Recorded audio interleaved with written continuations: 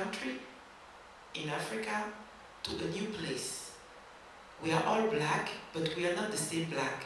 So meeting people with the foreign world think we are brethren or brothers or sisters, relatives, because Africa is a huge village. Huh? So moving from one house to the other house, you realize that we are really countries with various heritage and languages and different way of appreciating our environment. But at times, since we don't know each other, we are so focused on our market, and our market is not strong enough.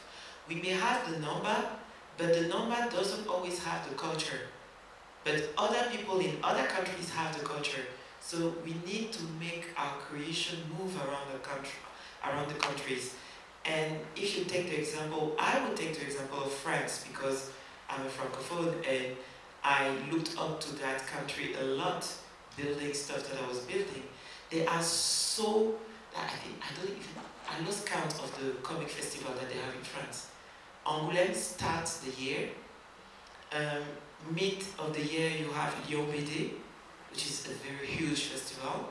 And in October you have another festival which is called Saint-Malo, which is more for professional also, and also huge. And in between them you have so many festivals. If we multiply the festivals in countries, and if we make them work together from one country to the other, it gives the benefit to the other. Because the one who the publisher or the author will have the opportunity each, at least 3 times a year, to sell a lot of comics. Because we know that festivals are huge, opportunities to sell a lot. It's like chocolate in Easter or chocolate in Christmas. You have specific times where you know that you sell a lot. So multiplying festivals is another good opportunity to help sell.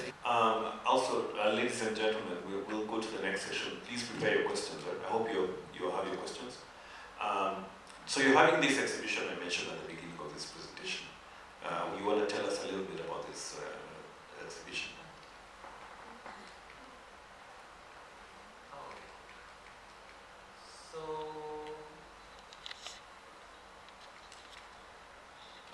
Yeah, you can play. I have many videos. It helps a lot, right? So we can play the videos. Do you like the videos, or do you want to hear talking? Do you want us to talk, or do you like the videos? Both. Okay.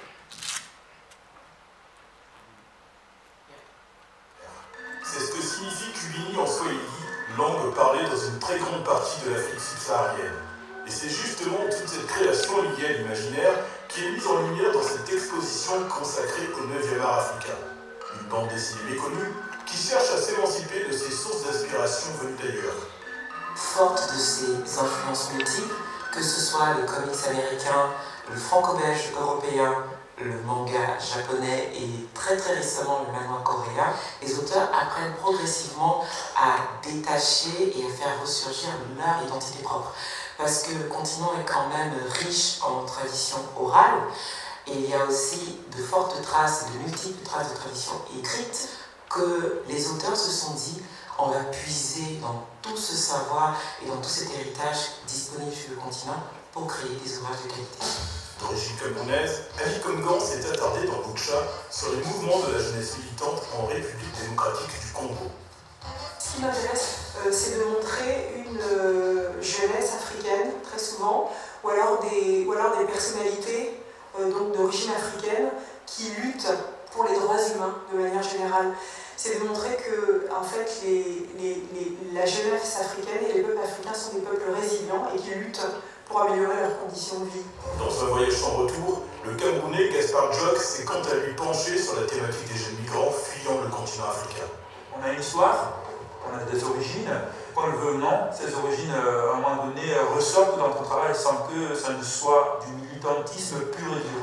La bande dessinée, ça permet tout simplement ça, de s'interroger de manière un peu plus intelligente, de manière un peu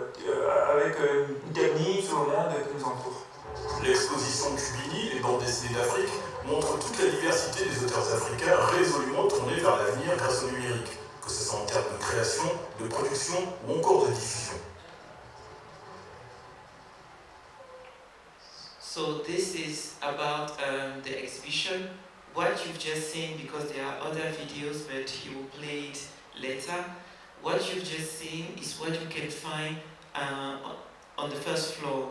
You have the itineracy version, the short version of the exhibition, which was presented in the Angoulême Museum of Comics back in 2021.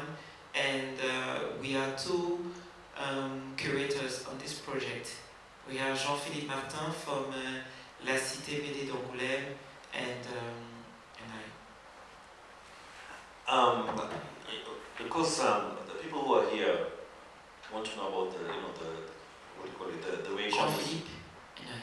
Okay, they want to know a bit about the African comic market, based on this. And I know that you've divided the exhibition into like several segments. Maybe you want to start chatting about with the pioneers. Who are these pioneers that you featured in this festival, in this exhibition? Yes, thanks for talking about the various parts, because it will help people really, identify the various eras of what was discussed in the exhibition. This is the original exhibition. We had something like 100 authors featured in it, and it was a real challenge to make an exhibition about more than 40 countries that would be easy to digest for visitors, knowing that we are not just talking about comics, but we took it as a responsibility to help the visitor understand the continent.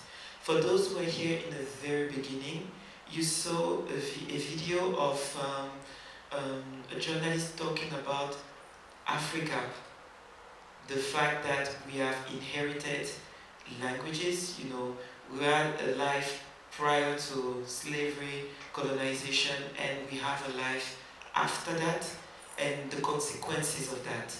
So with Kubuni, you can see on the first picture on your left, which is my right, someone who is seated in front of a big screen. That